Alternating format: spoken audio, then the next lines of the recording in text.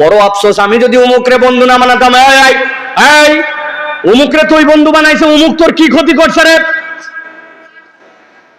আল্লাহ বলতেছে তাদের মধ্যে আল্লাহ দিন বলাই নিবে, লাকাদ আদাল্লানি আনিয যিকরি বাদা ইয জাআনি ওয়া কানা আশ-শাইতানু লিল ইনসানি খাযুলা। আল্লাহ বলতেছেন, ওরা বলতে শুরু করবে আল্লাহ ওই বন্ধুর তেমন কোন দোষ ছিল না, খালি একটা দোষ। কি দোষ? লামাত্তাকিদ ফুলানান খলিলা,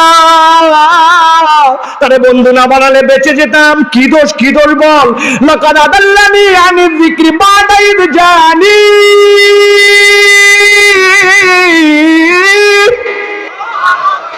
আল্লাহ রে তোমার হেদায়েত আমি পাইয়াই গেছিলাম, দিনের বুঝ আমি নিয়েই ফেলছিলাম, এই ব্যাককলটার সাথে থাকার কারণে আমার সব শেষ। কেমনে রে? 3:45 বাজে, আসরের আজানের জন্য মসজিদে ঢুকতেছে, সিঁড়ির কাছে পিছন থেকে এসে হর্ন দিতে, টিট টিট। কিরে তুই কেন? বলছে দোস্ত নতুন বাইক এক বড় ভাই কিনছে, চড়িছিস জীবনে ইয়ামাহা FZS R15 7 লাখ। বলছে যা একটা ছোট্ট করে শুধু আক্কেলপুর পর্যন্ত টান দিয়ে চলে আসবি, ওঠ। বলছে দোস্ত নামাজ তো দাঁড়ালো বলে আমি তো নামাজটা পড়ে উঠি। বলছে প্রত্যেক দিন আসরের নামাজ থাকবে দোস্ত, আমার অভাব নাই, উঠলে উঠ না উঠলে গেলাম।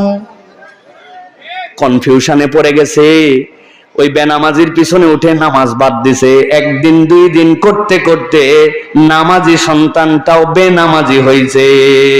এরকম এলাকায় আছে না নাই? বলছে আমি বিড়ির গন্ধ সহ্য করতে পারি না, তুই দূরে বিড়ি ফুকবি। বলছে ঠিক আছে, কিন্তু বন্ধুত্ব বাদ দেয় নাই। একদিন দুই দিন তিন দিন 10 দিন বিড়ি করে সাথে থাকতে থাকতে 10 দিন পরে ওই বিন্দু যখন বিড়ি ধরাইছে, ও এক মুহূর্ত দেরি করে নাই। বলতেছে তোর পরে কিন্তু ফার্স্ট কল আমি। বাবা ফার্স্ট কল মানে কি রে? কয় তোর পরে অন্য কোনো বন্ধু বিড়ি টানতে পারবে না, তোর পরে বিড়ির ভাগ আমার। যেই বন্ধু বিড়ি খাইতো না, বিড়িখোরের সাথে ঘুরতে ঘুরতে বিড়িখোর হয়ে গেছে। আস্তে করে রমজানের ঈদ যখন আসছে তখন চিন্তা করছে আর কতদিন বিড়ি খায় সুখ পাওয়া যায়। রাস্তার পাশ দিয়ে লাল ঘর নীল ঘর কাপড় দিয়ে ঘুরে, ভিতরে বিরাট বড় ডেস্ক বক্স লাগাইছে, ভিতর থেকে নামাজ কালাম আজান কোনো বন্ধ নাই। দোস্ত বলছে তুই তালে থাক, আমি আসতেছি, তবে একটা কাজ দিয়ে যাই, একটা বিড়ি কিনে ভিতরের মাল ফেলায় রাখ। উনি বিড়ির ভিতরে মাল ফেলে রাখছে।